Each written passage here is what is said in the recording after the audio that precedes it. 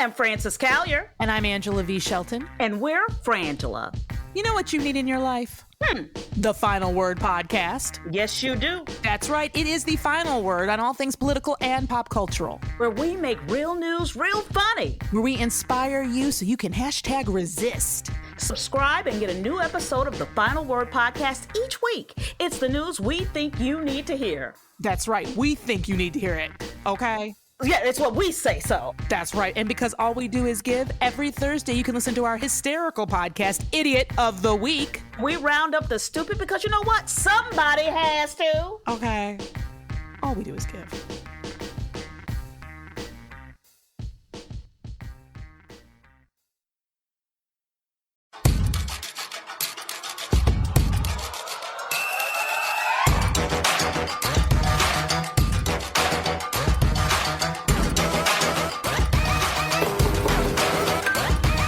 Welcome to Feminist Buzzkills, the show that dubs this last year a 52-week abortion. I'm Liz Winstead, and I'm joined by my co-host, Moji Olivodale. Hello. Today we're looking back on the year after the Supreme Court decided abortion. We don't need no stinking abortion. Wow, that was some really a mashup of Blazing Saddles and abortion you never knew you needed. Good job, Moji. Thank you. I'm proud of you. But it's true. We are going to break down the year in oppression with abortion provider Amy Hagstrom Miller, founder and CEO of Whole Women's Health. She candidly shares the emotional toll that providing care, fearing jail time, closing clinics, and filing lawsuits has taken on her patients and staff. These laws have hit the South the hardest, and Allison Coffman from Amplify Georgia Collaborative is here to talk with us about the status of care in Georgia and the South and how their work coalition building is the path to reclaiming our rights. Plus, comedian and dope queen Phoebe Robinson gives us tips on practicing radical self-care during this time and how she uses her comedy platform to destigmatize reproductive care. So let's get to it. Let's first paint a quick picture of where we are since the Dobbs decision. 24 states have voted to ban abortion or have successfully banned it. To break that down, 14 states currently have a total ban or near total ban. 4 states have strict gestational bans, and 6 states are just waiting for courts to weigh in on their shit law. Now, 29 million women of reproductive age live in those states. Dozens of clinics have closed. 4 states have been restricting access to medication abortion, including by prohibiting the mailing of medications into their jurisdictions. And 3 states have enacted bounty hunting laws to hunt down people who are helping people access abortion. Holy shit. Holy shit. I know. The most notable and least shocking is states with the highest proportions of Black, Native, and Hispanic women are the states with the most bans. You know, it's almost like centuries of disenfranchisement makes it easier to steamroll unpopular policies over people. Funny how that works. The thing we noticed play out leading up to and after Dobbs were 2 major types of motivators for the politicians and supporters of these bans. Both are deeply rooted in misogyny and racism, but each hoping for different outcomes. That's right. So before we laid out all the laws in the landscape, we wanted to lay out the 2 kinds of people, politicians and otherwise, who really were motivated to do this. The first is the Punisher. Now, the Punisher is the poster child of the cruelty is the point behavior. This asshole is a true believer in all things Jesus, who thinks women should be punished to the fullest extent of God's law or just die in childbirth because the Bible. With the Punisher, the cruelty is not only the point, it's the driving force in passing all of these shitty anti-abortion laws. And one of their motivations is deeply rooted in fanatical disregard of secular anything. They're there for the eternal salvation. They kind of feel like God's made the rules and we're just enforcing them. And to that end, they will hook up with any white supremacists if they're on board with punishing women and queer people. Right. And so these people are the ones that just you cannot rationalize with. They don't care. And their reaction from like the fallout of all these bans was none, because all they want to do is if you just disobey God's law, you're just going to hell. So it doesn't matter if you die in childbirth. If you're fucking before you're married, too bad, whore. Like that's literally their motivation, right? They really are. And even if you aren't fucking before you're married, they glorify people who die in childbirth, mothers who decide like, I have 4 kids, but I'm not having this abortion even though I'm dying. When you think of the Punisher, think of the normalization of people like the Duggars, right? These weird churches that used to be fringy, but they were really never fringy because they had jillions of people that belonged to them. And they are now taking space, and a lot of space, in school boards, city councils, and state legislatures. And we have to be careful for the punishers, because nothing will stop them from being as oppressive as possible. The punisher does not care if you die, because if you die, you sinned, and it was God's plan. Unlike the careerist, who is driven by money and power and doesn't want you dead because he still needs you to make him a sandwich. Mm-hmm. And the careerist, that's the second one. And they move purely on political expediency. They essentially looked at where the money was coming from, what they believed their base wanted, and they voted for whatever model legislation was placed on their desk by a donor. And they got caught off guard when things went the way they went. They would very easily pay for a mistress's abortion, will break any of their professed moral codes. And then if they're busted, they'll be forgiven because they publicly asked God for forgiveness. It's kind of that simple. Fundamentally, they were just too callous or too stupid to consider what would happen if abortion was actually banned. Exactly. Careerists also underestimated the power of the punishers, right? They wrote them off as fringe, and by ignoring them, gave them all this power and control for the narrative. I mean, these careerists were garbage. They often didn't read, like you said, they didn't read the laws. They just signed it. They somehow thought that Roe wouldn't be overturned. So they would they fed off this abortion narrative. They're the ones who basically, when the dog caught the car with these abortion bans, they were like, oh, fuck. Am I still going to get money from the Chamber of Commerce and stuff like that? So then they started backpedaling on all of these laws, but not in a good way, in a sideways fucked up way. Like, hey, let's go in and at least create exceptions for the life of the mother so that people don't die on the table. But also, I don't think that they are having real repercussions yet, right? A lot of these laws that are deeply unpopular are just there because these politicians are in safe gerrymandered district. And so they just don't see the fallout. Oh, they won't experience the fallout, I think, but it doesn't matter. Because of their unholy alliance with the punishers, they all just passed these shitty ass laws. And now we're living with the horrible fallout of what's going on in these states. We see people suffering and dying, right? We see these deeply unpopular positions, even in hard red states. It turns out most people want people to be able to access abortion, or at the very least, they don't want people suffering through miscarriages and unable to have the services that they need. Right. And this attempt to fix shit, like giving tax credits for fetuses and all that stuff. It's very transparent. And it's because abortion bans are deeply unpopular. And now they can't backtrack, and the punishers don't give a fuck. They're like, abortion's bad. This is what should happen. It's God's will. Hopefully the earth will open up and fire will come out. And let's look what's happening with states where there are total bans. Maternal hospitals are shuttering. An Idaho hospital closed their labor and delivery ward, not even an abortion clinic, labor and delivery ward, because of the abortion ban. And therefore, pregnant residents have to drive 46 miles for care. And fleeing the Sophie's choice of criminal penalties or watching patients suffer, doctors are moving from hostile states and taking their knowledge and expertise with them. But do you blame them? No, not when felony is a penalty and ridiculous fees. Yeah, 25 years to life in prison, $250,000 fines, loss of license. Doctors are scared to practice, and it's bad. It is. And even before Dobbs, half of U.S. counties had no OBGYN. It's only getting worse. And also, this is affecting pregnancy care for everyone, like that Idaho hospital that closed. That's not for abortion care per se, although generally they help with miscarriage management, genetic testing. But yet everyone is being hurt by this. Right. And we've seen lawsuits out of Texas where people are suing because they can't get the care. People have been left to die. You've seen the stories over and over again. And in Tennessee, doctors are fleeing, but it's not just physicians who are currently practicing.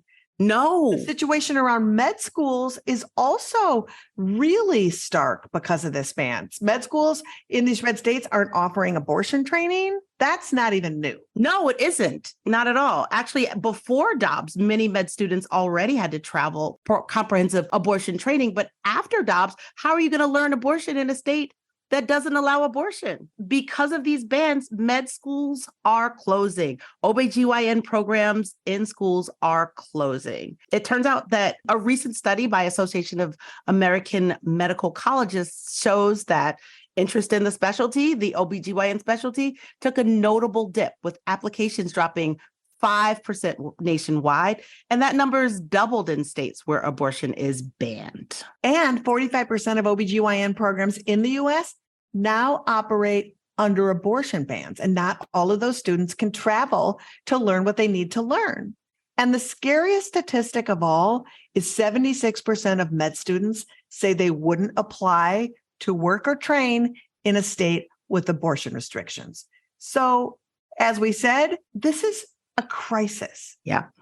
And Moji, the icing on the shit cake of creating this like abortion fleeing thing are these wackadoodle anti-abortion doctors and a dentist who filed this crackpot lawsuit in Texas to try to ban the abortion pill from being disseminated to these very kinds of communities that need it so profoundly.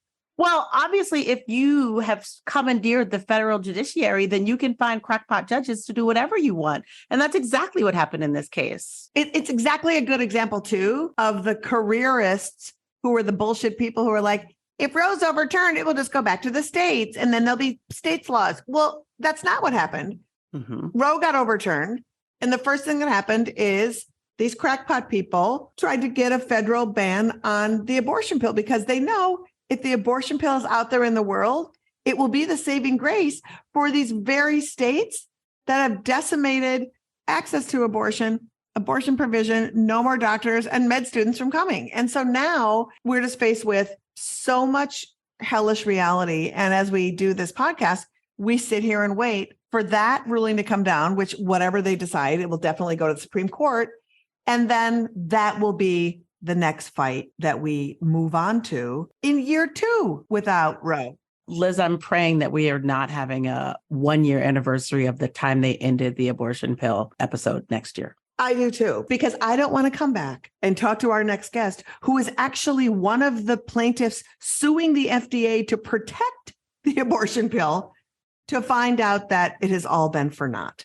So let's think happy thoughts and bring on this champion of all things to talk a little bit about what the year has been like for abortion providers and the scorched earth they've been working under. We're joined by the founder and CEO of Whole Women's Health Alliance, Amy Hagstrom Miller, who has for the past year been scrambling to close clinics while opening in safe states and has been beating back bad guys with the tenacity of a honey badger.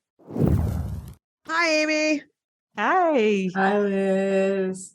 Hi, Moji. Hey. You know, Amy, as we were deciding that we were going to sort of look back on this year of Dobbs, you were our first person that we wanted to talk to because you have been in this game for a long time and you have been providing care in a whole host of states. And so before we sort of start diving into the meat of how the landscape has shifted, let folks know a little bit about the history of Whole Women's Health and Whole Women's Health Alliance, where you've had clinics, where you are currently offering abortion care, and sort of how you've been functioning overall. How long do you have? We got all day, baby. You know, I've been in the field of abortion care provision since 1989. I started first job out of college, learned every job in the clinic. And that's sort of like the beginning of my story. And by far and away, this has been the hardest year I've ever experienced. And that's saying something because I've taken more than one case to the Supreme Court. I've had clinics in Texas and Indiana and other places, but this year has been incredibly difficult, really about a year and a half, starting with SB 8 in Texas and then moving through the Dobbs hearing, the leak, the Dobbs decision. And no matter how much planning an abortion provider can do, there's no way to prepare for this kind of regulatory interference. You know, we hear about it a lot in the news, like from a legal framework and from an advocacy framework, but I'm also an employer of people who have families and who are primarily, our workforce is primarily people of color who are working parents. And I've had to lay off a tremendous amount of people as a direct result of having these abortion bans roll out in places like Texas. And these are people who've dedicated their lives to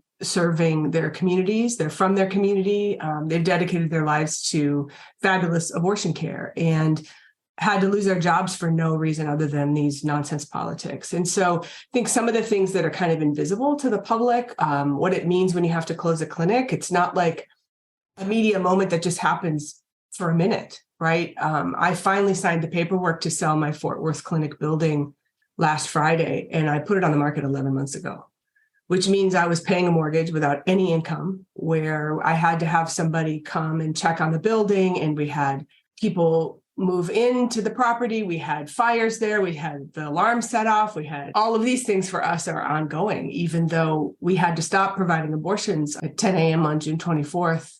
There hasn't been support financially from the field for, helping people with severance, helping people transition to new work. That part has been heartbreaking for me, that a lot of people just don't know how to respond to a huge percentage of our workforce in abortion care losing their work. Oftentimes people, want to move on to the next thing and let's open clinics over here. Let's figure out how to solve all these problems with abortion pills. Of course, I'm working on those things as well, but it really shows a lot about a field, how you help people when they are at their worst, right? When they lose their jobs and when clinics have to close. And so the wind down for us is moving equipment, storing patient charts, negotiating our ways out of leases, trying to sell buildings. We closed 4 clinics in Texas all at the same time. And now we're looking to have to close a clinic in Indiana. And our organization was doing that at the exact same time as we were keeping clinics in Haven states open.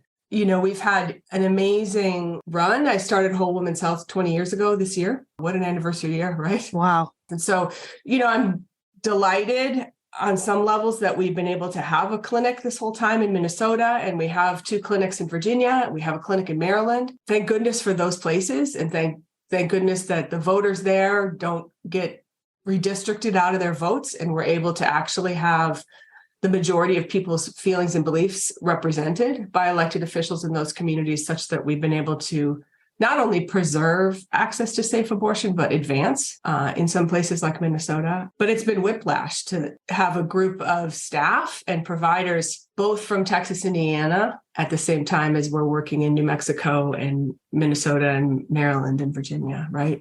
I guess the other thing I'd touch on is just the profound grief that not only I have, but my team has. It's hard to just bounce back from, letting people go and losing work that we've dedicated our lives to in Texas, and just saying, oh, now we're going to go to New Mexico, or now we're going to look at Southern Virginia, or let's go to Illinois. It's just absurd what providers have been put through and what our patients have been put through. It's hard for me to get on the bandwagon of this sort of heroic narrative that oh, it's awesome. We raised $10,000 to help somebody travel 2,000 miles for an abortion. That's just a tragedy. It's not, for that individual person and that one abortion that they were able to get, I'm all for it, right? I've been part of trying to help make that happen. At the same point, that can't be okay. That can't be what our future is like, where a few people figure out how to thread that needle and a few people make it through that sort of more and more and more narrow little tunnel we've created. And the vast majority of people that we need to be able to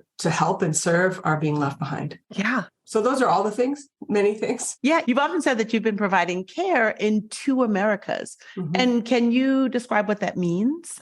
Sure. So I think now, after Roe's fallen, I think people see it more clearly, but we saw it at least a decade ago at Whole Woman's Health. I always say to people, the abortion is exactly the same, right? The procedure is the same. The consenting is the same. The hearts and minds of the people that we serve, they're holding similar narratives and similar feelings and beliefs. But the way people get an abortion in Minnesota or Maryland or Virginia, and the way people get an abortion in Texas or Mississippi or Louisiana, night and day, different.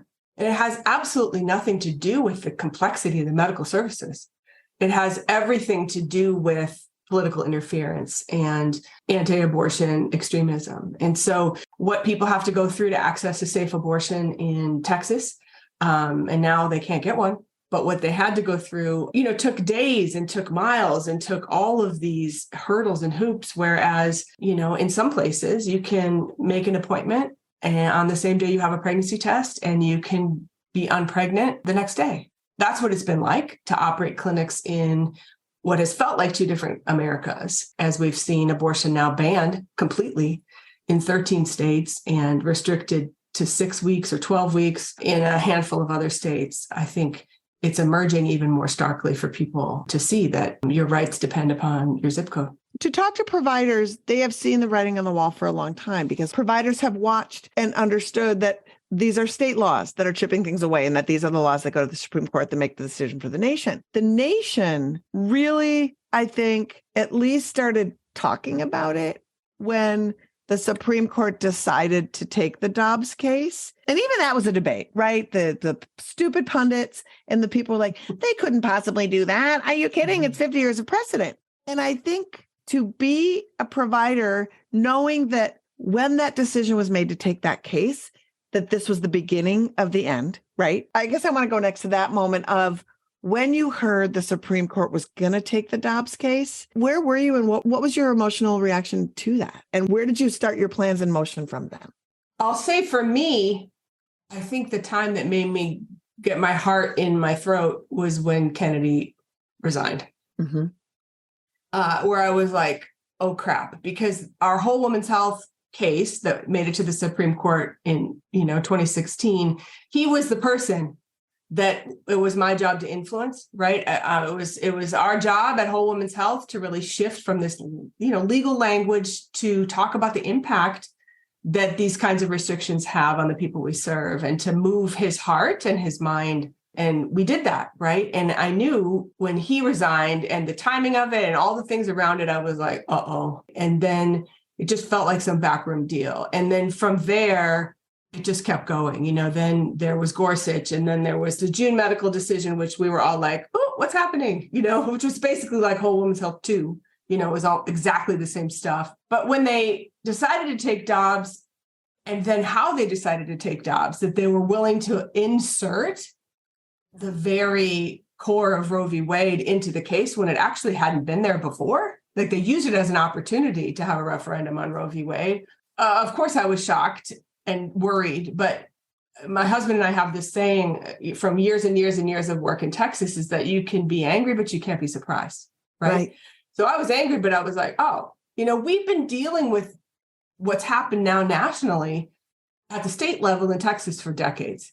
So all these kinds of things that are starting to happen here, it's like, oh yeah, we've done this. We've been through this, right? There's this map on my wall right back here, and you can't really see all the different colors on it, but you sort of can. There's some states that have outlines and some states that have X's and all these different things. I've been staring at that map for well over 2 years, maybe longer. I feel like I should start like a geography abortion class, right? Because I can tell you like what interstates go where, what rivers go where, what airports land where. And I think all of this has to do with how I, as a provider, started to prepare for the fall of Roe and started to think about who's going to be denied care, where are they going to go, how are they going to get there? Yeah. And so I just remember dread when I heard that they were going to pick up the decision. And then I was actually in DC. I was in the courtroom during the Dobbs case. As soon as I heard the line of questioning and the kinds of things that the new justices were saying, I was like, uh-oh. Then just became this whole what if that we had to do internally,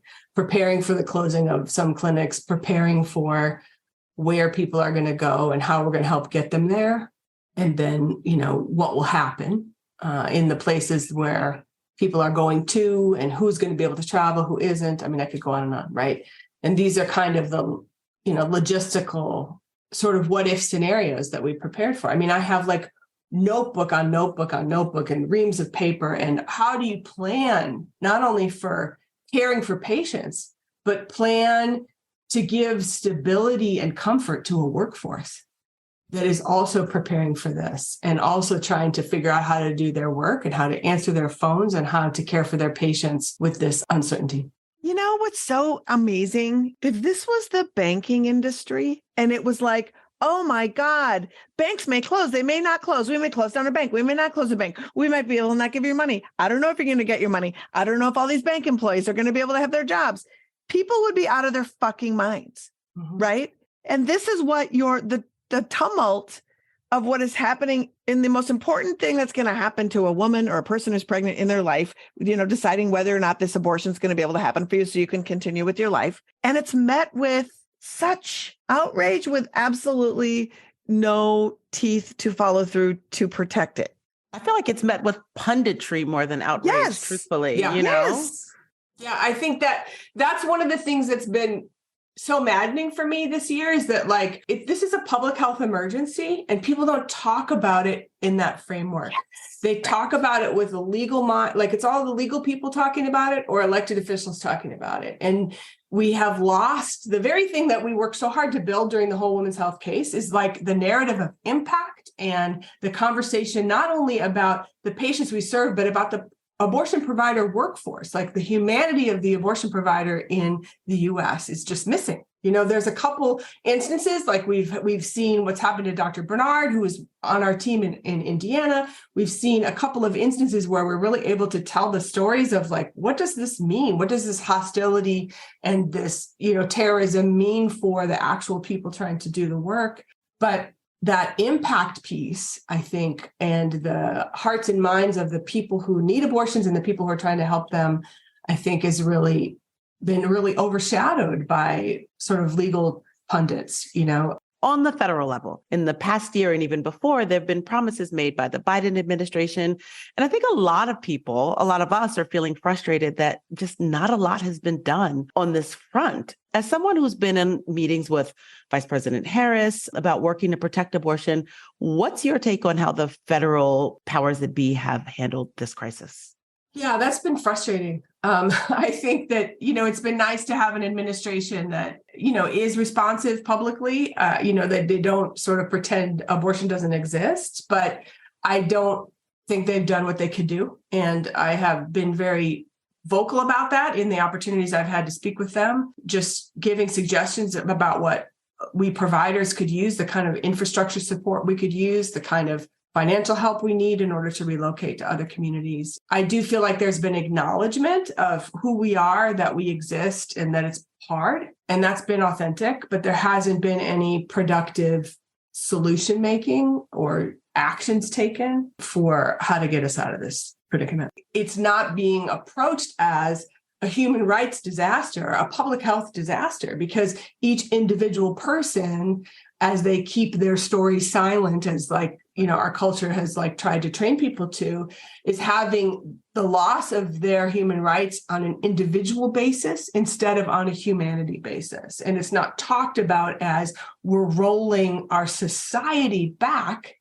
It's talked about as one woman's individual right, even instead of as a human right or people's rights or families or communities. And I think that to me is just maddening.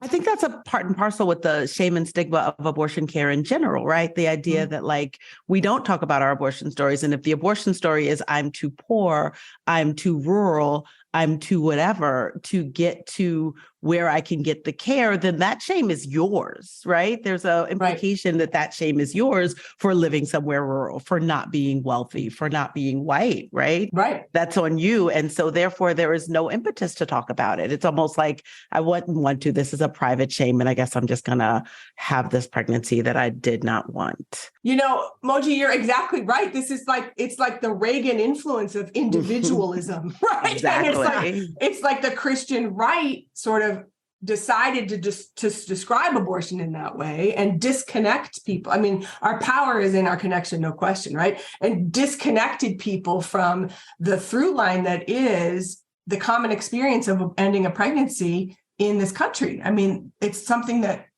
millions of people share. And I say people because every single person who had an abortion got pregnant by somebody else, right? Yes. I mean, I always say every abortion has a penis, but I sort of mean it. It's true, right? It's true. Yeah, no one ever got pregnant from a vibrator. No. And so if you think about the people who have benefited from access to safe abortion, it's far beyond this individual woman's rights kind of framework that is outdated and irrelevant on some levels, and it's greatly affecting vast populations.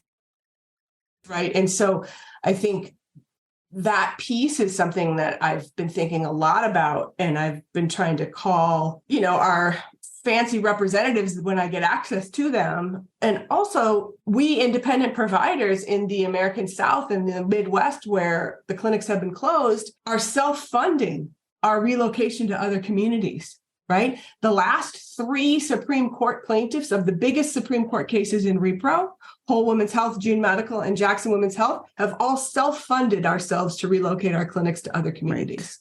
Right. That is a tragedy. It is a tragedy. I feel like the federal response in general has been disheartening. It's a good fundraising call, but we don't see the action behind that in a way that is substantive in places that access is being decimated. But it's also too, like, throughout the course of our conversation, Amy has laid out these touch points that are valued when other, even medical people, all of that, staff, relocation, all of this stuff where there is funding to help businesses who are doing this work. Mm-hmm. And yet we still can't talk about it. People should be funding Amy and all of these folks. So since I know you, and in interest of disclosure, I'm on the board of Whole Women's Health Alliance, and what we are constantly talking about and what you come up with all the time are creative ways to provide care. Like, what are some of the ways that you're like thinking out loud, but also maybe want to push the envelope on tangible issues to open clinics, to remain open, to challenge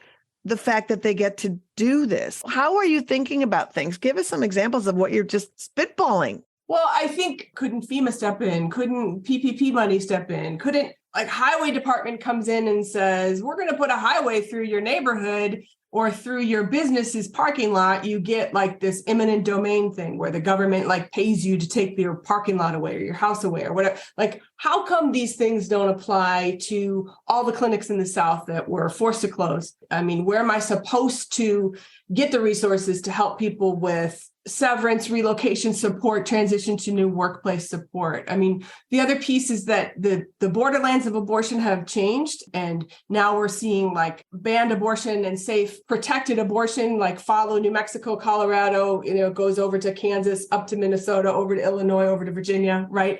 And so not only did we lose our clinics and our patients lose the place in their local community where they could be served by their community, the anti-abortion people also lost their sidewalks, right? And so they're spilling over the borders as well.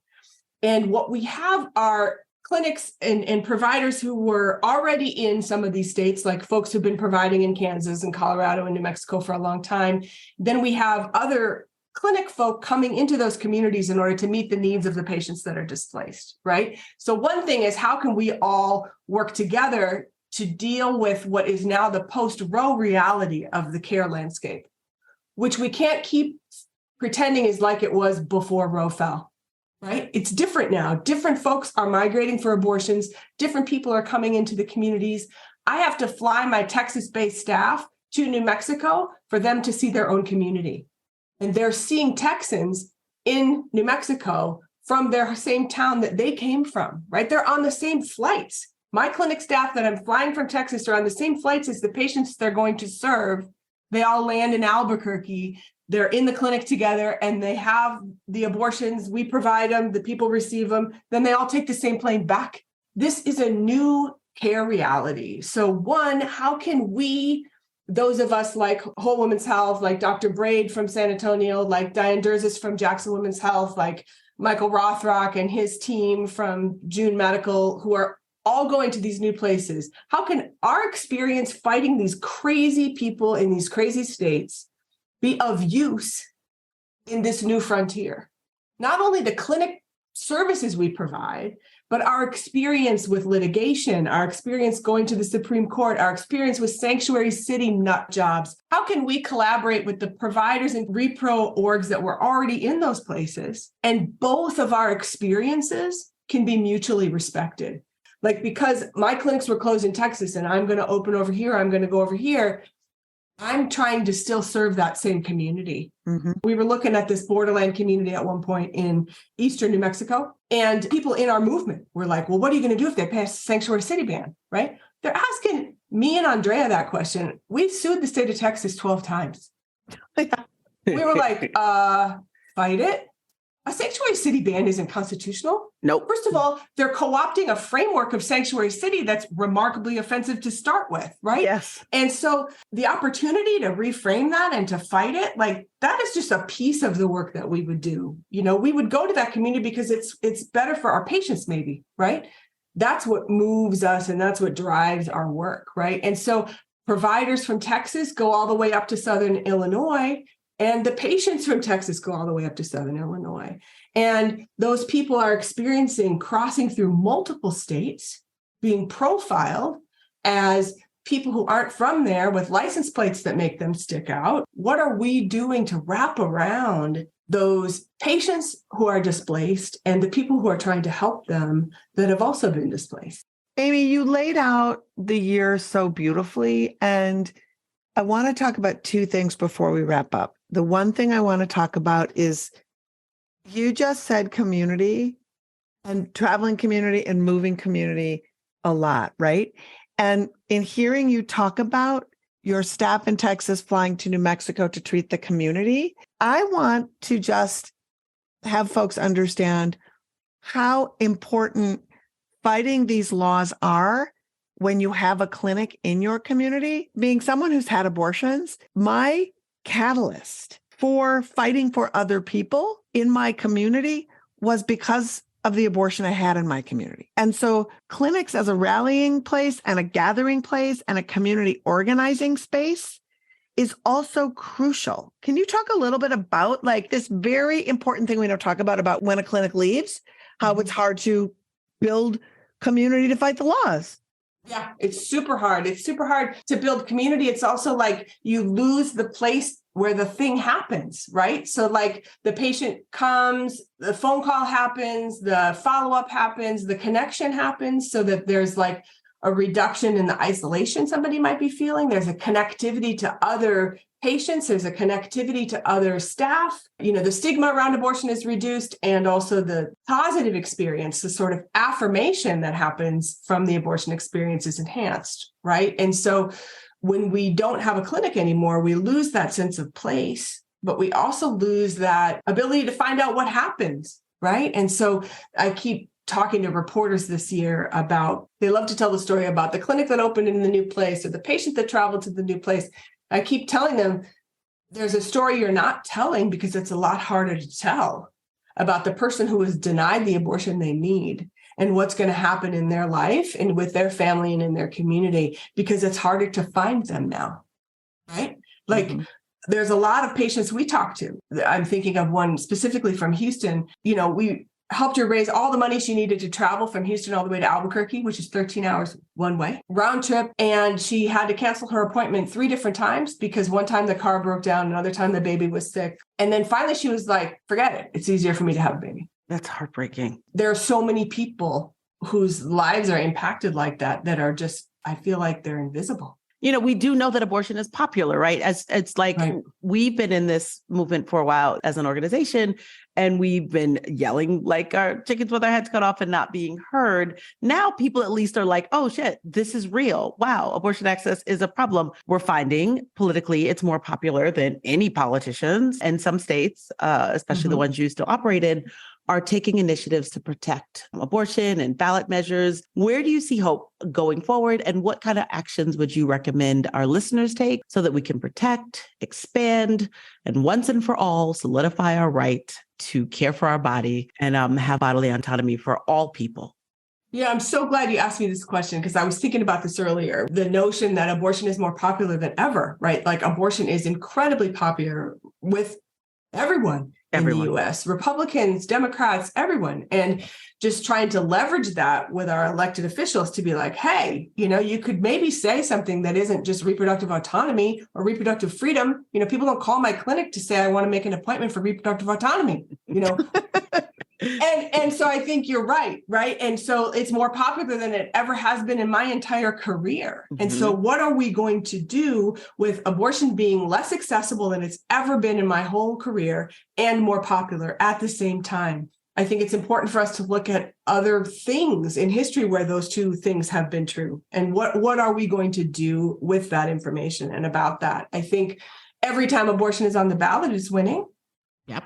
Here again, back to what we talked about earlier, I've known it on an individual level, how for so many people, abortion delivers them into their future. And it is about relief and hope. And it's amazing to see that recognized maybe more on a collective level. I think what we can do is talk about the value that access to abortion and that abortion has in our lives, the affirmative value of abortion.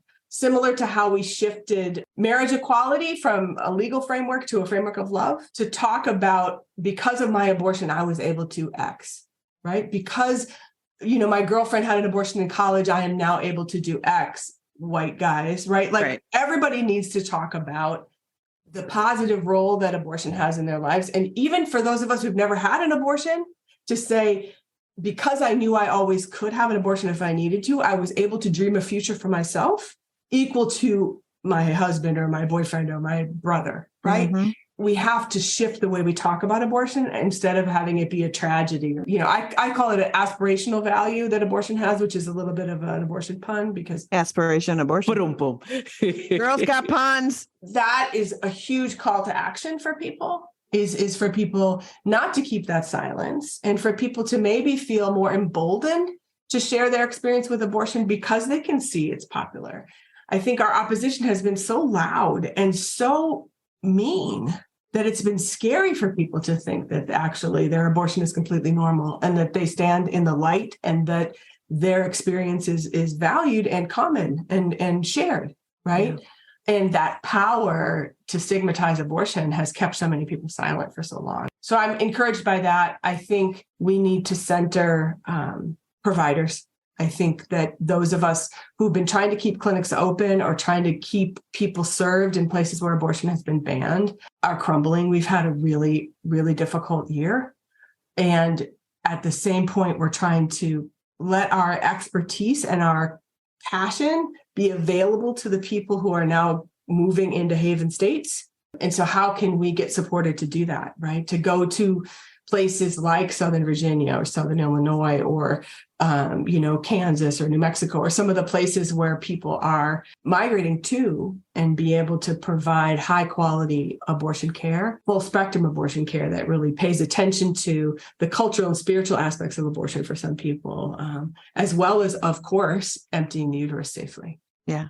There'd be nothing more meaningful to us than allowing our experience to be of use in this new landscape. Amy, this has been an incredible conversation because I think that, it goes back to just how the conversation around abortion has publicly been centered. There's no long form conversations. There's no centering of the humanity of what it really means. And I love that you just were able to help us talk about what the movement is feeling, what you're feeling, where we need to be going, and also giving us some hope about what we can do to move the conversation forward and to try to do a reset so we can reclaim what we need to reclaim. You're always doing great work. It's a pleasure to know you and to help in any small way that I can make sure that you are honored, centered, and loved and uplifted. Thank you both so much. Thank you. Thank you, Amy. You can follow Amy and Whole Women's Health Alliance on social and donate to their incredible work expanding clinics and challenging these awful laws at wholewomenshealthalliance.org. Links in our show notes. And Moji, hearing Amy and hearing how the clinics have just shuttered, that leads to one of the most nefarious things that have happened as a result of the fall of Roe. And I'm talking about the rise of fake clinics, because in the states where abortion has been decimated, they have expanded funding to fake clinics. And in turn, those fake clinics are expanding their reach and creating even more chaos in these banned states. Some quick stats. There's 4 fake clinics to every 1 real clinic. Over the past couple of years, there's been $89 million across the U.S. in funding, tax dollar funding, to fake clinics. And Google search results in these banned states, 1 in 10 Google results for the term abortion clinic near me or abortion pill lead to websites of fake clinics. So they are dominating hard with money and access, and it's really, really scary. And it's only getting worse. You know, Liz, both you and I at points in our pregnancies visited fake clinics looking for abortion care. And in both those instances, got misinformation and shaming. And that was in the 90s for me, or the early 2000s. They have so much more money now. Yeah, they do. And the anti-abortion movement claims that these fake clinics are filling the void that the shuttered clinics have left, but they don't provide care. We can't say enough. They prey on people desperate like us, searching for care. And with this infusion of cash, they have profoundly started dominating the landscape in a way that is really, really scary. And to go back to the Punisher and careerist narrative, you know, the Punishers love them because it just forces pregnancy outcomes all the time. It just forces birth. And the careerists, again, because they either don't do research or live in a bubble, or they can hold up supporting these fake clinics as some kind of noble endeavor, have pushed for this funding. And if they would only listen to the fact that these people don't provide care, they maybe would have their mind changed. But because you don't have to listen to any other side, they only listen to the Knights of Columbus, who provide the ultrasound machines and the Susan B. Anthony list and all of these people who are lobbyists for the unborn. When we say they don't provide care, we're saying they don't provide any health care. They don't provide, a lot of times they don't provide cancer screenings. They don't provide pap smears. They don't provide any sort of birth control. They just provide misinformation. And unfortunately, people often don't know the laws around abortion in their state until they're pregnant and they're trying to change that state. And with that Google search of 1 in 10 going right to a fake clinic, it's really hard to find out the facts and find real care. And they're growing so fast in some of these states. I mean, in Texas, they increased their funding by so much. And also what's crazy about this increasing the funding for these fake clinics is these laws that increase the funding specifically exclude places that would give real help to people who are in crisis. Yeah. And a lot of these take money from TANF, something that could provide help to someone who is in crisis, who needs support in maybe a birth. And they give that money to fake clinics. And just to be clear, if you're listening to this, they don't also provide any prenatal care. They might give you diapers. They provide no care. So if you're seeking abortion, they don't give you the tools to access abortion. If you're a person who is seeking to maybe carry your pregnancy to term, they don't provide care for you to do that. And if you're a person seeking help because you want to carry to term and want to raise your child, they don't provide services for that. And if you're wondering how the fuck is this legal? Well, the Supreme Court has said, oh, they don't provide care, so they can literally dress up in doctor's costumes and use an ultrasound machine and say whatever bullshit they want about pregnancy and abortion because they're not actual medical providers. They're protected under the First Amendment. And you feel like you'd be safe in a place like California or Minnesota or New York. But California has an 11-to-2 ratio of fake clinics to real in rural California. And the fake clinics Liz and I went to are in Minnesota and New York. Yeah. Now, the good news is that states like Colorado and Minnesota have passed bills to actually have them be more transparent about what the services they provide. And in Minnesota, they are defunding any clinic that is calling itself a pregnancy resource center that does not provide the entire spectrum of care somebody might need during their pregnancy. So that is some good news that people are actually onto them and the defunding has stopped. But in the meantime, the anti-abortion community and fundraising and anti-abortion states are flooding these places with money. And it's a juggernaut that we really need to stop. But to continue with the better news, like what you said about the states that are fighting it, we have found in the good news post-op is that people who were pretty sure Roe was safe until about 11, 12 months ago are really starting to mobilize to protect and restore abortion access. And there's some really fun stuff we're seeing. In many states, there are ballot initiatives where activists are mobilizing and putting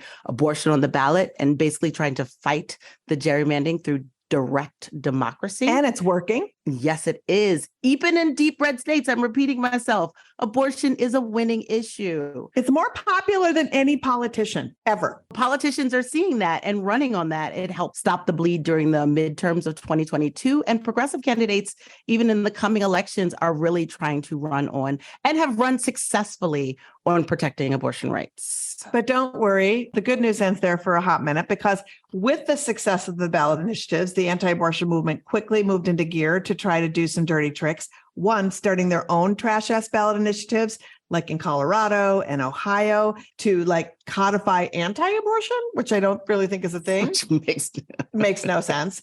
None. And they are also trying to move the threshold of a ballot initiative, instead of just the popular majority, to say you have to get 60% of the vote in order to pass a ballot initiative. Florida already has that. They're trying to put that in Ohio. They have it in Mississippi. And they're trying to tie anti-trans bills and all these woke bullshit bills to abortion bills so they can get these anti-abortion bills passed, because they can't pass anti-abortion bills on their own, because even in some states like Nebraska, they have said this shit ain't good. So we have to watch out for them all the time. One of my favorite dirty tricks is the administrator in Missouri who said, "Oh, this $51,000 bill is actually $51 million."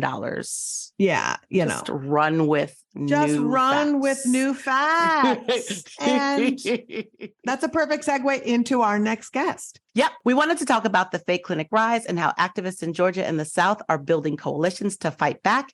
And we have an incredible guest. That's right. She's the executive director of Amplify Georgia Collaborative. Please welcome Allison Coffman.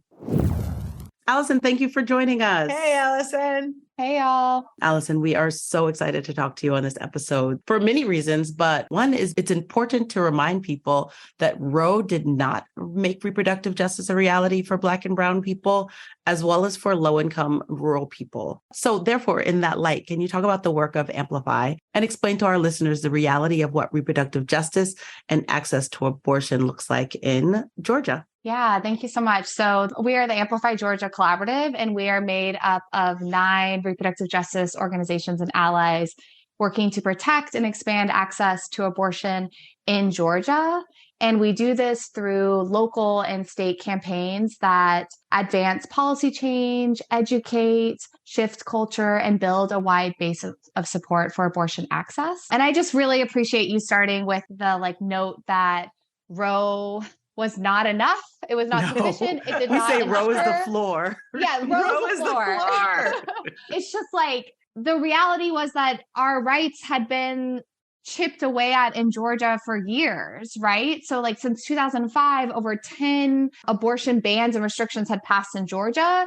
This was nothing new. What the overturning of Roe did was wake everyone else up to the reality that so many of us, especially folks in Georgia, especially people of color, were already living. And it activated people, much like when, Trump was elected and people got reactivated around racism and xenophobia. It's like the overturning of Roe made people realize the state of abortion access in the US and what it has been for so many years and what it was even pre-Roe and continue to be post-Roe for so many people. And so the context in Georgia is that we had a 24-hour waiting period. We had mandatory biased counseling. We have insurance bans. We don't have Medicaid expansion. We have limitations on who can provide abortions. And then the culmination was after the overturning of Roe, our 6-week abortion ban, HB 41, was allowed to go into effect. And that effectively bans all abortions following around 6 weeks when fetal cardiac activity is detected. And some people hear 6 weeks and they think, oh, well, you have 6 weeks to make a decision. No, not true. You have 6 weeks following your last menstrual cycle, which for many of us is 1 to 2 weeks. And you are hard pressed to get an appointment in that time if you know you're pregnant. So it's just created incredible barriers to folks accessing abortion care in Georgia. And unfortunately, the majority of states around Georgia have even more restrictive bans. So it's really created this abortion access desert in the South and forced those who are determined to get an abortion to travel extreme distances and incur a lot of costs. Before we expand on everything you just said, we're going to drill into. You kind of just laid out the whole convo, which I sort of love. And even having said that about Roe, we're asking everybody on this episode, do you remember where you were when you heard the Dobbs ruling, and how did you feel when you heard it? Yeah, I was actually getting coffee with a colleague who works at the Feminist Women's Health Center, and we were just catching up, like taking a moment. I think I was pushing my 1-year-old, and this is the first time that she got to meet him. And as I was walking over to the coffee shop, I checked my phone and saw the news, and we both just looked at each other and kind of had a moment where we hugged and we connected, and we didn't look at our phones anymore. And we just like kind of felt into the moment, did some personal like connection, and then came back to it and kind of just like let it wash over us. And just at the end of that, just kind of recognized how special that was, that we did not receive the news staring at our screens, at our desks, in our homes alone. So I honestly feel really, really lucky, because that's not how I found out about the leak. You know, it was like up late at night on my couch, and we're all like scrambling, you know, on Slack and Signal. And so it was honestly like, I feel like the best way I could have experienced that moment, even though it was incredibly tragic. Yeah, it was a dark day for all of us. It was. And then of course we got home and like we're on a bazillion calls and press conferences and all of that. And in Georgia, did the 6-week ban go into effect immediately, or was there like a wind down to it? No. So it was actually tied up at the Georgia Supreme Court. And so they decided to wait on their decision about constitutionality and, you know, whether it violated Georgia laws until after the decision on Roe. And so about a month after the Supreme Court issued their decision to allow it to go into effect, typically you have a week or some set of days to kind of allow clinics to adjust to the new laws. They issued it immediately. So the decision was made and services were suspended immediately. So that meant like people who had appointments that afternoon were turned away. It was especially cruel that the courts decided to move in that way. It's just a lot to think about, right? And yeah. You touched on briefly, not only does Georgia have a 6-week ban, but you know, to just sort of paint the regional picture from Texas to Florida, abortion has either been decimated or states have 6-week bans. I think there is no abortion until you get to Georgia in 6 weeks. And Florida is now going to be implementing in the fall their own 6-week ban if the Supreme Court of Florida says they'll uphold it. Right. So lay it out for folks, an overview of what it is for folks who are seeking abortion care in Georgia. What is that experience like for them? And then more broadly, for folks in the South in general. Yeah. So, I mean, I think first is many people still don't fully understand what our laws are. So people find out they're pregnant at some point in their pregnancy, usually in the first trimester, and then they're trying to access abortion care if it's unwanted. And they learn of our laws and they don't know what the 6-week means. Some people think it's a hard 6 weeks. So as long as I get there before 6 weeks and don't realize it actually is dependent on that ultrasound. So we have a good friend and advocate who's also an ultrasound technician who shares how every single appointment, people are holding their breaths. They are just holding their breaths until the ultrasound is complete and they either hear that they are able to access their abortion or they're told that fetal cardiac activity was detected and they're not going to be able to access care now. And then their journey goes from there. They either get their procedure and move on with their lives, or they have to scramble to figure out where the nearest clinics are. Oftentimes, people are depending on abortion funds to help cover those costs, especially when they have to travel out of state. So our local abortion fund is Access Reproductive Care Southeast. And so they are usually the next stop for many people to figure out what their options are, to try to find appointments out of state. North Carolina is the main state that folks have been traveling to who are in Georgia or in the surrounding states. And unfortunately, they're going to be implementing their own 12-week ban shortly. And they have particularly arduous restrictions on medication abortion, which will in effect make it inaccessible to folks traveling out of state because they would have to be in the state for like a week, I think, to be able to complete. Yeah, they also have a 72-hour ban. Yeah, right? 72-hour waiting period. And then they have to come to the follow-up appointment, which I think also has like 72 hours between it. It has to be in person, I think. Yes, they do have it in person. So you can't just consult over the phone. That to me was like hit me hard. I used to live in North Carolina and work with the abortion fund there. And just knowing how many people were depending on that state for access and are going to have to now travel to other states who are already slammed, right? I think we often don't talk about just like how overburdened clinics are in access states. And the more and more states like South Carolina, North Carolina, and Florida that force clinics to shut their doors, the fewer and fewer clinics there are to try to meet the need that continues to be there. And that also means people are being booked out further and further, and the costs are going up because of that. So it just becomes this vicious cycle. And I think something that's like interesting is that the number of abortions being provided in Georgia has fallen by 50%. And I think we would maybe expect to see like an even more dramatic fall because, 50%, most abortions happen after 6 weeks. So like, how do those two things match?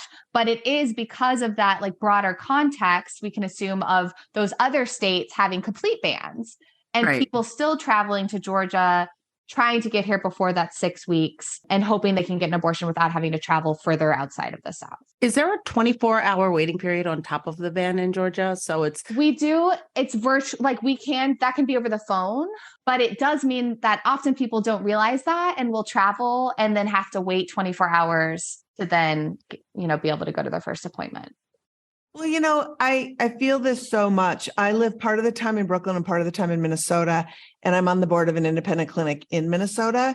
And 30% of the procedures since SB 8 in Minnesota are people who are from Texas. And it's because, the states on the way to get your care, if there are any, they're either booked to the gills or they just don't have it. And so people are traveling such incredible distances. That has been profound. I think that's one of the most profound things that happened since Dobbs is we talked theoretically for so long about the trigger bans, and then watching 34 million, and I'm just going to say women because women is the statistic, but women that we know of, and then other people with uteruses immediately didn't live in a state where there was abortion access. 34 million. Yep. That's insane. And also, most of them didn't vote to lose their abortion access. Like you're saying, True. Most people were unaware that this was happening around them because they're busy living their lives. Exactly. Many are parents. Like, I don't have time to follow the latest policies. Just like, it's ridiculous. And like, for the people that have been pregnant out there, like, imagine all the travel and logistics and planning that you're trying to do as you're managing being in your first trimester. It's just which is the most complicated part of pregnancy. Like for me personally, that's when you're tired. That's when you're peeing every 5 minutes. That's when you're the most uncomfortable. Yeah, you're nauseous. It's just no. And that's when you get the least concessions because no one wants to give you your seat when you look like you're not pregnant. Exactly. The thing also is, if you are someone who is desperately seeking care, you're forced to tell people about your abortion. It's just taken out of your hands so profoundly. That's the part that I remind people how many times other people get to interfere in your journey. Yep. That shouldn't have to. Yep.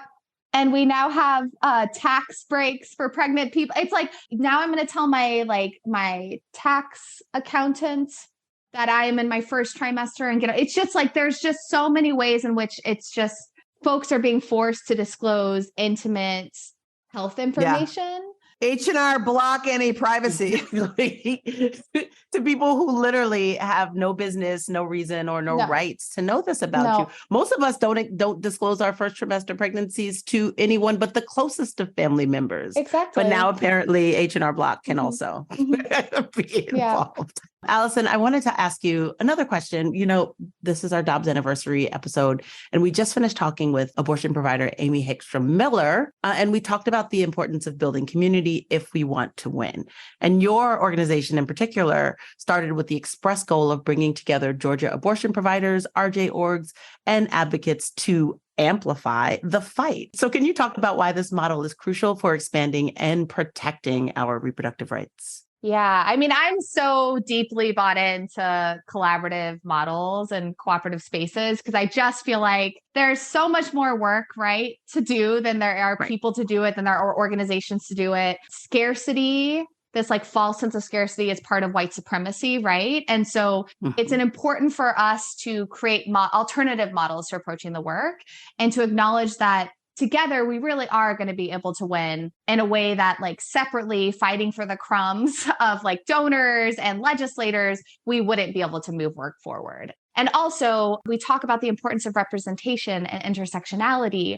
One organization cannot meet all of those different perspectives, cannot bring all of the relevant people to the table in a way that bringing together different organizations and community groups and leaders can. So I really think it helps us to be more responsive to the actual needs, right, of Georgians that are so varied, so diverse, and different people approach this issues in so many different ways, in a way that I think Amplify working like independently wouldn't be able to do. And it also helps to like get legislators to take us more seriously. 70% of Georgians support abortion access, but I don't feel like legislators feel that. And so it's really important that we come together and we show our numbers and we flex to make sure that they know that we have the power, right, to compromise their jobs, to make things uncomfortable for them, even in a state like Georgia, where we still have like the trifecta of Republican control at the state level. They know their days are numbered, like they can gerrymander, they can do all the little creative things to try to hold on to power a little bit longer, but they do know that ultimately they're going to have to start being more responsive to our needs, especially when we are coming together under like shared goals and more of like a shared identity. Well, and I wanted to ask you about that because y'all are working your asses off with the Reproductive Freedom Act and you're canvassing and you're raising awareness around it. And of course, my brain is like, what's going on? There's a anti-abortion trifecta. They're pushing this super cool thing.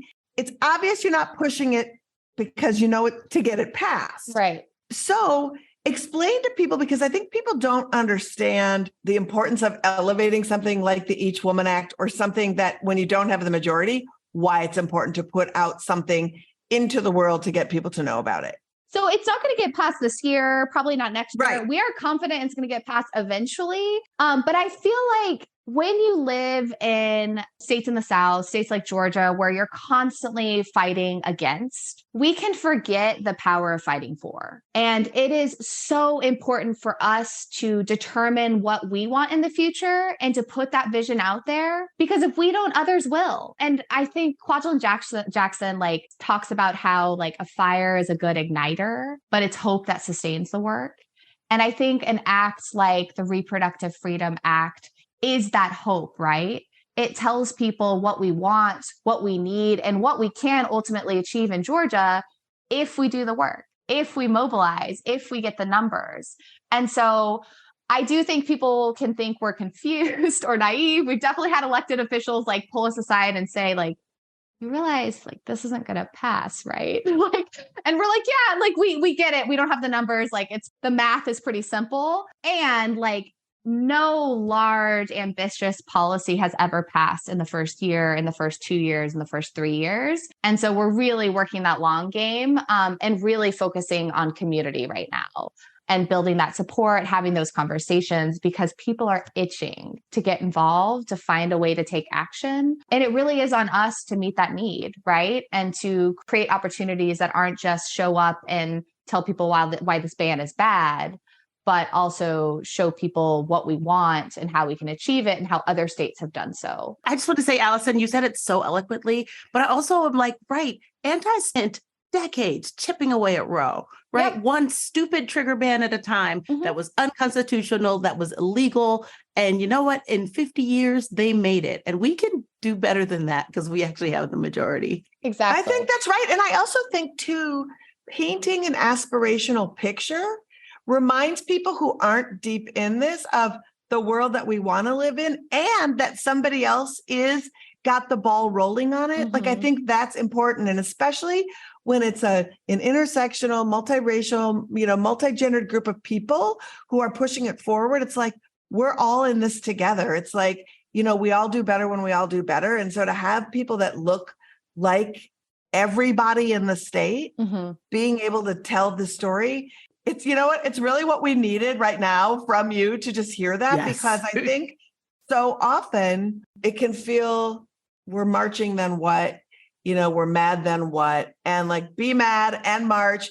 But to us, it's always like march and be mad and empower people to see the future they want to live in.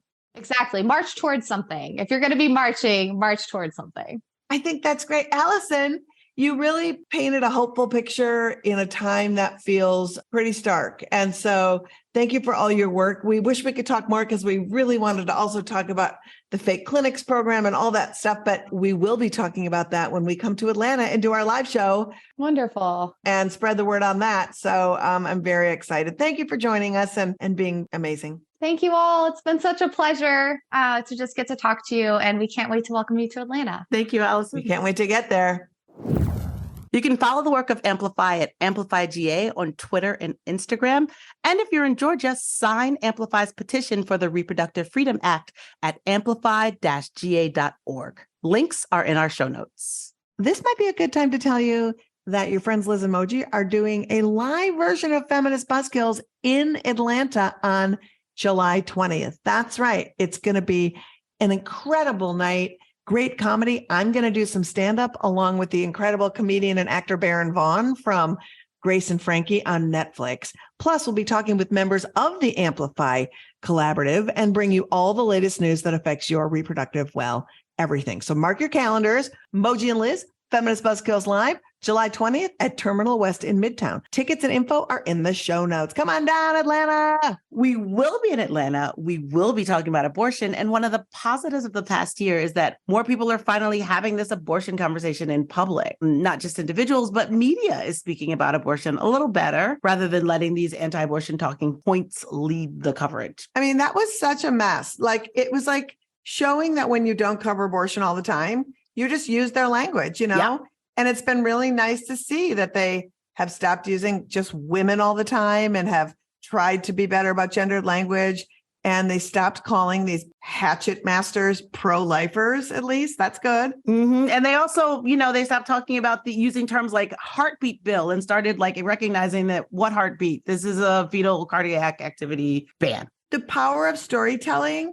I don't know, Moji, if people would have come forward this way had the crisis of Dobbs not happened, right? Because it was sort of like everybody who'd had abortions kind of freaked out and the popularity of abortion was revealed. The prevalence of abortion was revealed, right? I think that stories I heard, people were like, I didn't know my aunt had one. And it's like, well, now we're in crisis. Everybody wants to say, I understand this crisis. Right. And it wasn't just the activists telling their abortion stories. It was regular people coming forward publicly and telling their stories and breaking the cycle of shame with their stories. And like Amy was talking earlier, regular folks are always way ahead of the media. Mm-hmm. And regular folks, by telling those stories and coming forward, I think allowed the media to talk about abortion in the ways that activists have been begging them to for decades, right? And so that part I feel sad that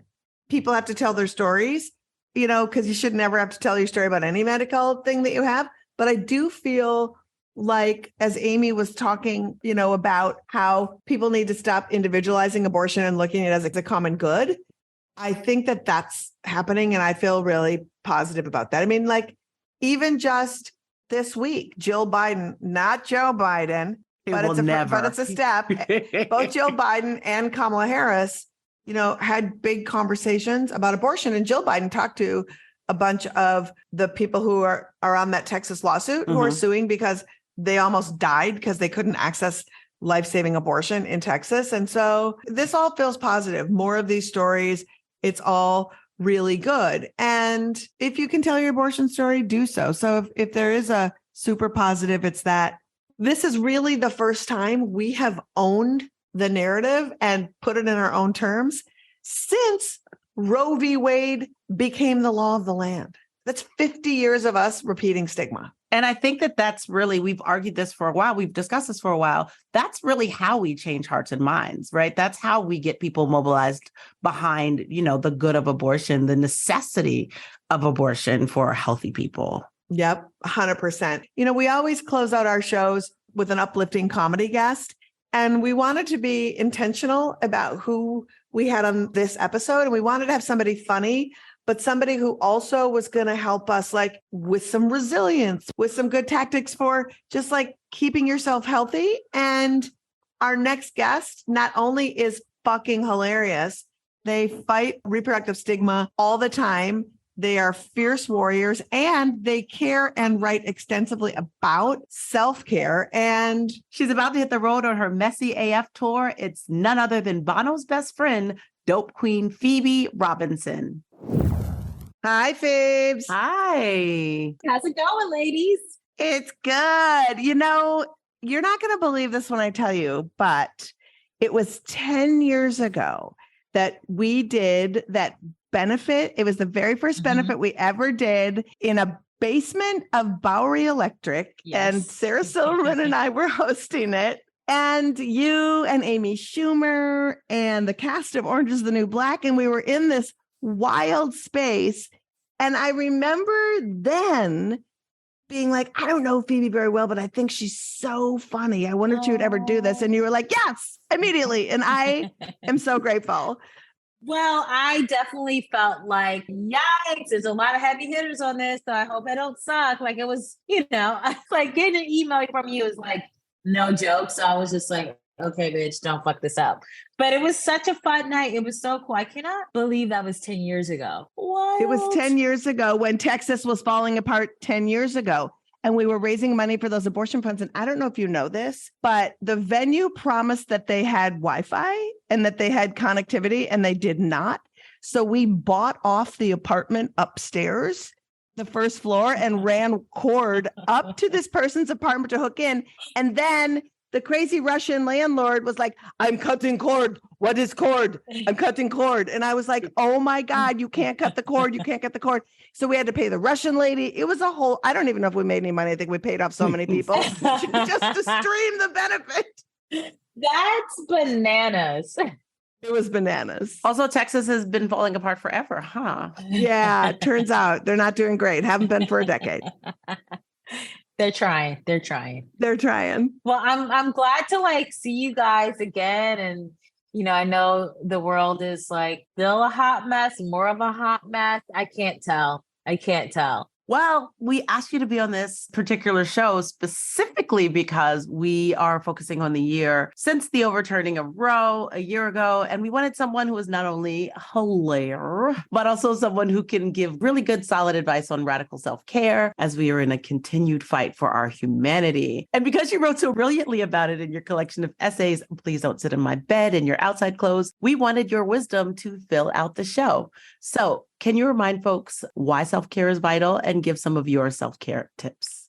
Yeah. I mean, if you don't have self-care, man, you're not living. You're not. You're just surviving. And, I'm sure certain folks who are in positions of power just want people to be surviving, because if you're not taking care of yourself, if you're not finding the joy, just like you're stuck in the muck, it's hard to fight for your rights, to appreciate life, to get involved with your communities and other people. So I'm a big proponent of self-care as a reformed workaholic. I just, I think COVID kind of made everyone sort of look at their priorities and how they're living their lives. And like, maybe the way I was doing everything was kind of like not the best. And, I wrote about in my book, there was one point where I was writing a book and I was so stressed out because it was COVID. And it was like, well, what does this mean for, my production company and all these, I had projects that were up in the air where it was just like, I don't know when the money's coming or if it's ever going to come. And I was just so stressed out about everything. And I was at my desk and it was like early in the morning because I was working on my book and I was writing. I was so stressed out that I got up and I threw up in the trash can in my kitchen and then went back to my desk and like started writing again.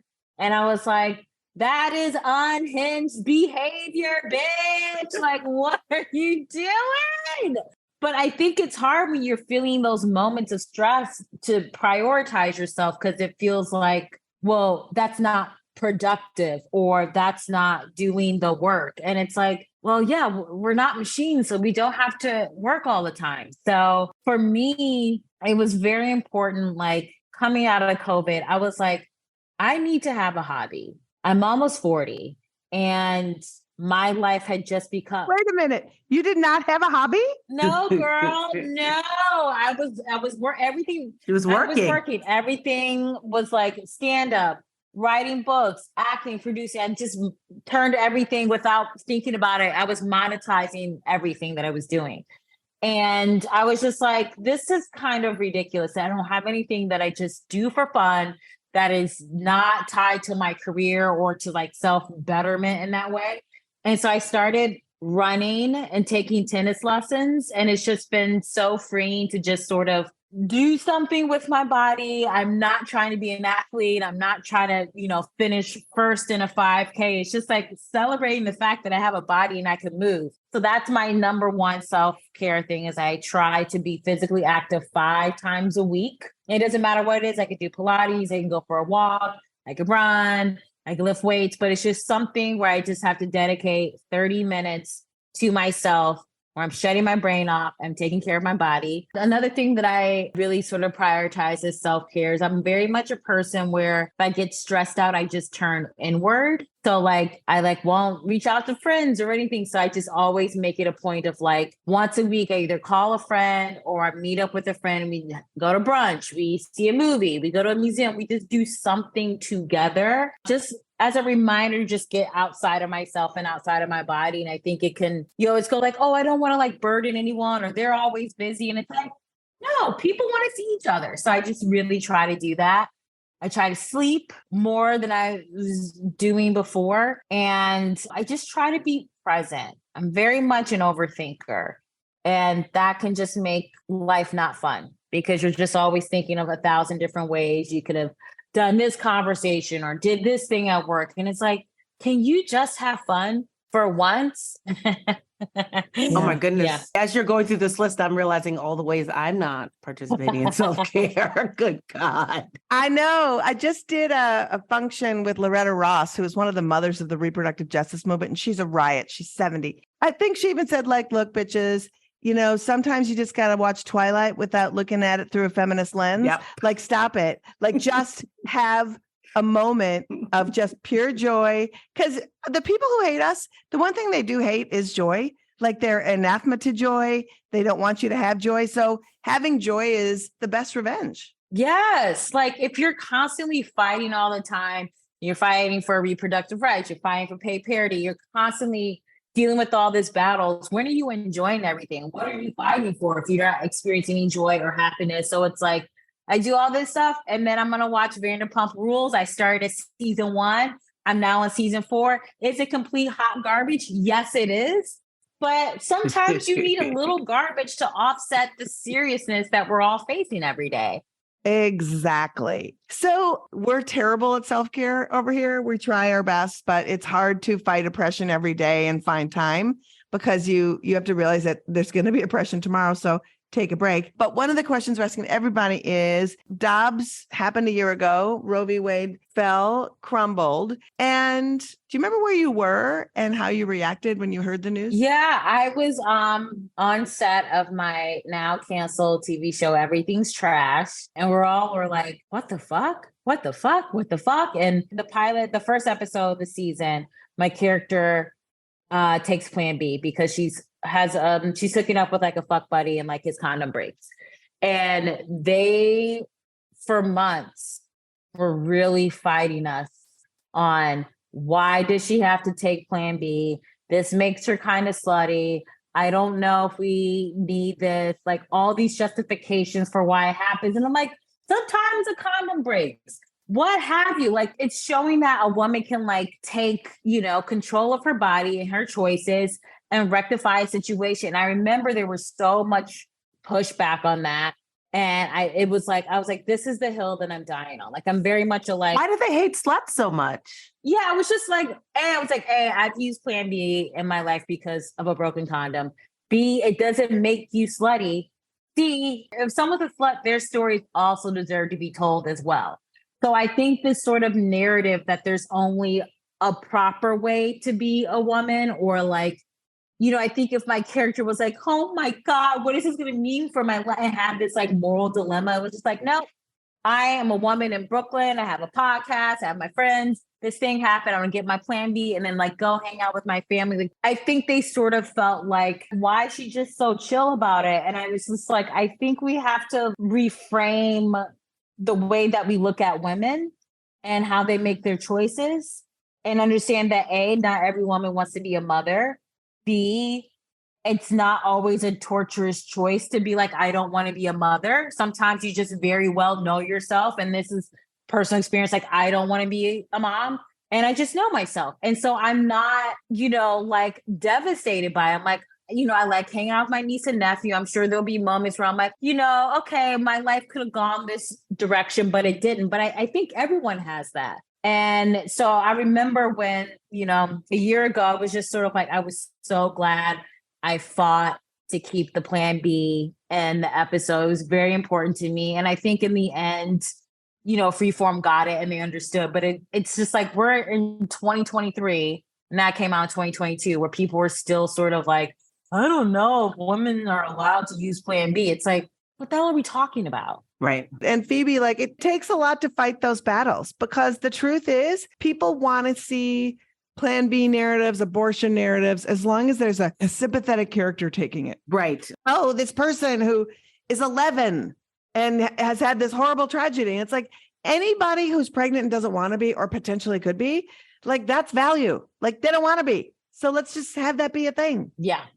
Also, seriously, I'm like, why do people hate sluts so much? Like, I love seeing slutty characters on TV and movies. Like, I love that. I just feel like womanhood, like personhood, being alive there's so many dimensions and we are all so different. And it's just nice to see a little bit more roundness. Agreed. Yeah, there's so many male sluts on TV that I'm like, no one even cares about. Then I'm like, why is this a big deal? Why? And they're often marginally unfuckable. Yeah. Fully unfuckable. Okay, so you have a book imprint called Tiny Reparations. So can you tell us what you're looking for in an author and what impact your imprint is having? Seriously, for a person who's a reformed workaholic, like you're doing a lot. It's no joke. Whoa. Yes, it's a lot. But what I will say is that I take time to, like, if I ever do like a work trip out of the country, like I'll just stay a few days and just have like, I'll go like explore. I'll have a friend fly out and meet me. So I'm really trying to balance the play with the fun. But yeah, Tiny Reparations books, like I've always wanted to have an imprint.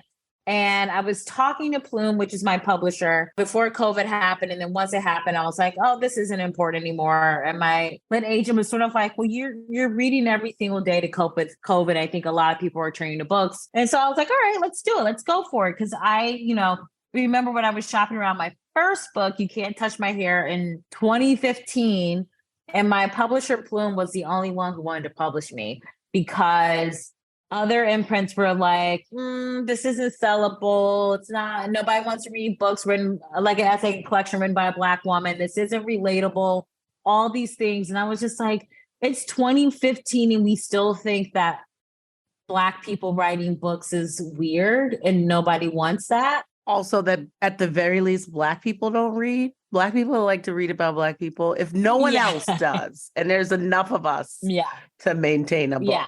So I was just like, I never want, anyone who I don't publish their work is not because of how they identify or who they are. It's just, I don't feel like I'm the right sort of shepherd for them. But we're publishing essay collections. We have one by Reggie Watts coming out in October, which is cool because when I first started doing stand-up in New York, I used to like go to his shows and watch him. So to now be like publishing his book, I'm just like pinching myself. Poetry, fiction, nonfiction. So it's really exciting. We're trying to keep the book list to like 5 to 10 books a year because we really want to be able to devote energy to each author, not just feel like they're just one of many. But it's been fun. I have have an editorial team, I have a marketing team, publicity. So it's really like, it seems like I'm doing a lot, but I also have a lot of people helping me. I love it. That's really how you get things done without driving yourself crazy. You have enough people to help you. That's right. Yeah. Okay. So Phoebes, my self-care is Thought Nation. I'm telling you, I talked to you about this when I ran into you at Jenna's amazing book party. But so first of all, I would like to be in the cabinet of Thought Nation, or at least an ambassador to somewhere, because I feel like I should be it. For those of you that don't know, you got to get on Phoebe's Instagram because March Madness and the King of Peen is like my favorite. It's like literally gotten me to, because I don't have time to search for hot dick on the internet, and you just assemble it all for me so that I can go look. So you need to break down sort of the whole way that people can participate, vote. You know, I was the ghost of Paul Newman hard. Yeah. I was in hard. Yeah. I lost to a formidable winner. Yes. But talk to me about Thought Nation so that I can stop being an old lech lusting. No, I started Thought Nation because I just really love hot dudes and hot famous dudes and like writing about them. So I created this thing called Thirsty Thursday. For anyone listening who doesn't know, I post every Thursday a little like, I wax poetic about a famous guy that I think is amazing. And so I got to do one for this week. And it's just, I just was kind of doing it like as fun. And I didn't really think people were going to catch on to it. But it's been like really nice. And so doing the March Madness of Peen was like so fun. I work with my social media team to like create the visuals and stuff. I kind of was like, I think Pedro's going to win because he just had so much momentum this year. Yeah. But it was like super fun. I really wanted the ghost of Paul Newman to go farther. No offense to Henry Cavill, but I'm like, he's no Paul Newman. You know what I mean? Like, come on. He is not. But I think it's just been like a fun way to just sort of like be silly, not take anything too intensely, and just be like, let's laugh and be ignorant this Thursday morning. And then we can move about our days. And I think there's a lot of like, I don't know, I just want people to sort of like loosen up a little bit. And maybe I'm just projecting because I definitely have my therapist and my life coach at different times be like, I don't feel like you're having a lot of fun. I feel like you're doing a lot and you're working really hard, but I don't think you're having fun. And so I think it's just good to just have these things like Thought Nation where it's like, it's silly and it's funny and it's joyful and that's all it has to be, and that's okay. And you are making deposits in people's spank banks around the world, and a grateful nation thanks you. So you are you're like Mackenzie Scott of literally just depositing beautiful thoughts of Peen. You're the Mackenzie Scott of Peen. Thank you. I will take that honor. Okay, we just have one final question. What's with you and Bono? Like, what seriously, I like went on your IG and I was like, why is he all over her? He's bowing he's bowing to the feeds. Is that happening? I see it. Like, I want you to, what? Yeah, I've been a huge U2 fan probably since I was like 13 or whatever. I was listening to like a classic rock station. And I think I heard Pride and I was like, oh, this is different. Okay, let me check this out. So I went to my library and I just like, oh God, I feel so old. But I checked out like all these CDs. They don't even sell CDs anymore. Oh my God. Can't even buy them. But I checked out all these CDs, YouTube CDs, and I just like started listening to them and I just became so obsessed. I love like their messaging. I love their writing. Bono, I just was always like, he's so cute. And so we met at Bonnaroo in 2017. And I was kind of nervous. I was like, oh, I don't know if I should meet him. It might be like a buzzkill, might not be great. But he was so wonderful. And sure, I think like around maybe like 6 months before that, I started doing some stuff with Red, which is his nonprofit that he runs with Bobby Schreiber. And so I met and I was like, oh, he's like so cool. And so I just like continued the relationship with Red, and you know, I'll see him at concerts or like hang out at like an after party. He's just so delightful. He sends me flowers on my birthday, which is like so nice and just makes me feel like such a, you know, he's a rock star. Rock stars know how to make you feel special. And he's also does a lot of good. And I feel like I try to do a lot of good. And so I think we're just like-minded in that way. And so, yeah, he will from time to time, like what I posted on Instagram, do something nice, like sing me happy birthday and present a cake to me. And I was truly floored. I had no idea what was going to happen. And I was like, is this my wedding? I think this, what's happening? That is so awesome. I have a little U2 story for you. When I was still living in Minneapolis in the 80s and they were touring on their first United States tour, they played in Minneapolis. I went to the show. Then I started there was this crappy airlines called People's Express, and they flew with me. I did not know, on the plane from Minneapolis to New York, because I was coming to New York to work. And I had this massive suitcase that I couldn't handle. And I was at the carousel, and the Edge carried my suitcase out to the curb to the super shuttle. It was very exciting. I was like, I can't believe this is happening to me. And this was in like 1983. That's amazing. So if you feel old, bitch, I'm super old. Yeah. That's amazing. I know. Isn't that funny? Phoebe, you're a delight. Will you come back and talk to us at some other point? I would love or just to. come and hang around with us and slay bad guys? Yes. You're fun. Let's do it. Okay, let's do it. Thanks for being you and being awesome. Thank you for having me. You guys are fighting a good fight. Thank you so much. Thank you. Thank you. Follow Miss Phoebe on social at Dope Queen Phoebes, and check out Phoebe's dates for her Messier AF tour at phoeberobinson.com. And her book imprint is tinyreparations.com.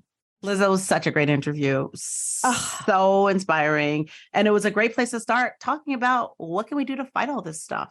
Yeah, we kind of laid out a lot of scorched earth.